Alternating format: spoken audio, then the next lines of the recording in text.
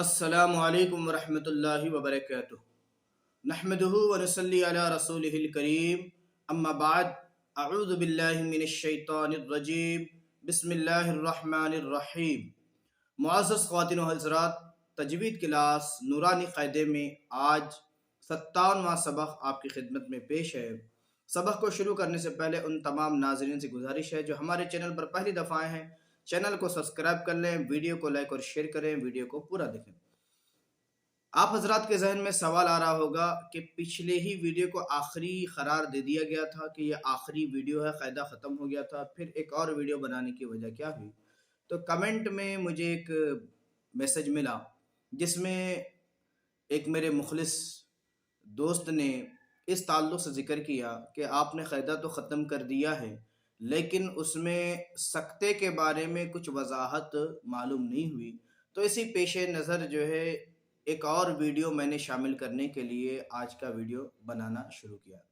تو انشاءاللہ تبارک و تعالیٰ سکتے کے بارے میں پہلے آپ کو چند باتیں بتاؤں گا، پھر مثال کے ذریعے سے دکھا کر سکتے کو اچھے طریقے سے سمجھانے کی کوشش کروں گا۔ تو آئیں بغیر کسی تاخیر کے جو ہے آج ہم سکتے کو سمجھتے ہیں۔ تو کہہ رہے ہیں کہ سین یا سکتہ، یعنی قرآن مجید کی جب ہم تلاوت کر رہے ہوتے ہیں تو ایسی صورت میں کچھ جگہوں پر سین آ جاتا ہے تو اس کا مطلب ہے یہاں پر سکتہ کرنا، یا پھر مکمل طور پر سکتہ لکھا ہوتا۔ کبھی کبھی ایسا ہوتا ہے سکتہ لکھا ہوتا ہے تو اس کے نیچے آیت کریمہ کا گول دائرہ جو نشان ہوتا ہے گول دائرے کا وہ رہتا ہے، اور کبھی ایسا ہوتا ہے کہ سکتہ لکھا ہوتا ہے لیکن جو اس کے نیچے جو ہے وقف کی کوئی مضبوط علامت بھی ہوتی ہے، جیسے کہ وقف لازم کی علامت میم ہے۔ اسی طریقے سے پھر اس کے علاوہ طواہ لکھا ہوتا ہے، یہ وقف مطلق کی علامت ہے۔ تو اس انداز میں اگر وقف کی مضبوط علامت ہے تو ایسی صورت میں ہم کیا کریں گے؟ تو ایسی صورت میں ہمیں کرنا یہ ہے کہ اگر آیت کریمہ پر یا وقف کی مضبوط کسی علامت پر سکتہ بھی ہے اور وقف بھی ہے تو ایسی صورت میں آپ کو اختیار ہے، چاہے آپ وقف کریں یا پھر سکتہ کریں۔ وقف کا قاعدہ تو آپ کو پتہ ہی ہے کہ ہمیں دیکھنا ہے کہ اس آخری حرف پر حرکت کون سی ہے، تو ایسی صورت میں اسی حساب سے اس پر وقف کیا جائیں گے۔ جیسا کہ زبر زیر پیش دو زیر دو پیش ہے اس پر، تو سیدھا سیدھا اسے جو جزم سے بدل دیں گے اس حرکت کو، اور اسے پیچھے والے حرف سے ملا کر ساکن پڑھ کر رک جائیں گے۔ دو زبر ہے تو ایک زبر کے ساتھ الف پڑھ کر رکیں گے، گول تا ہے تو وہ ہائے ساکنہ بن جائے گی اور اس انداز میں پڑھ کر وہاں پر رک جائیں گے۔ اور اگر معاملہ ایسا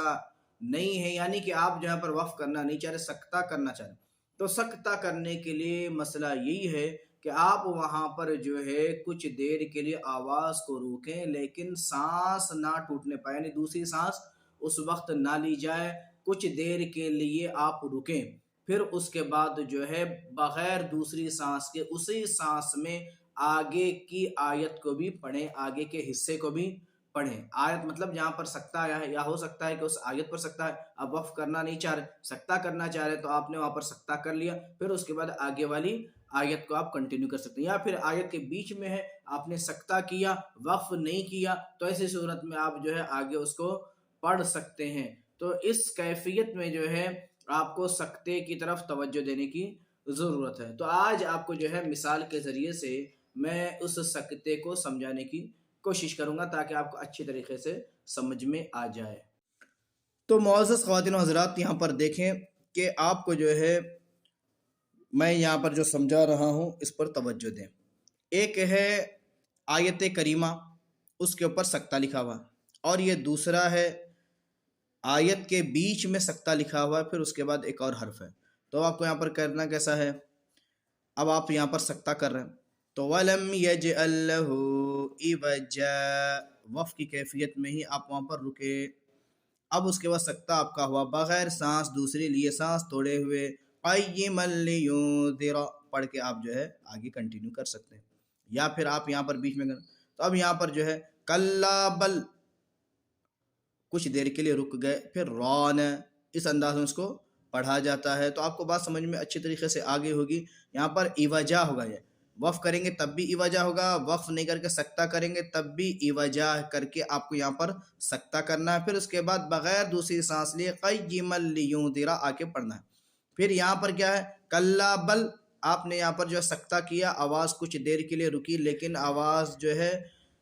سانس نہیں ٹوٹی اسی سانس میں روان ہے، آگے پڑھنا ہے۔ اور اسی طریقے سے وقیل من، یہاں پر آپ رک گئے، پھر اس کے بعد راق، آگے آپ نے اسی سانس میں پڑھنا ہے، اس انداز میں سکتا ہوگا۔ تو امید ہے کہ آپ کو جو ہے یہ بات سمجھ میں آ گئی ہوگی۔ تو معزز خواتین و حضرات، جیسا کہ آپ نے سکتے کو آج اچھی طریقے سے سمجھ لیا ہے، تو امید ہے کہ یقیناً اب کچھ چیز باقی نہیں رہی، لہذا جو ہے آپ تمام حضرات سے گزارش کی جاتی ہے کہ جو بھی تجوید سے سیکھنے کے خواہش مند ہیں وہ ضرور جو ہے ہمارے چینل کے پلے لسٹ میں جائیں، تجوید نورانی قاعدہ، تجوید کلاس نورانی قاعدہ ایک، پھر اس کے بعد تجوید کلاس قرآن مجید، یہ دو جو ہے ہمارے پلے لسٹ میں موجود ہیں الگ الگ۔ تو اس کے ذریعے سے قاعدہ بھی آپ سیکھ سکتے ہیں اور قرآن مجید کو صحیح طریقے سے پڑھنا بھی سیکھ سکتے ہیں۔ تو اپنے دوست احباب تک ضرور جو ہے اس کو پہنچائیں تاکہ وہ بھی قرآن مجید کو تجوید سے پڑھنا سیکھیں، اور اس وجہ سے ایک تو وہ خود بھی ڈھیروں نیکیاں کمانے والے بن جائیں، اور آپ ذریعہ بنے ہیں تو ان کی نیکیوں میں ضرور آپ کو بھی حصہ ملے گا۔ شکریہ، السلام علیکم ورحمۃ اللہ وبرکاتہ۔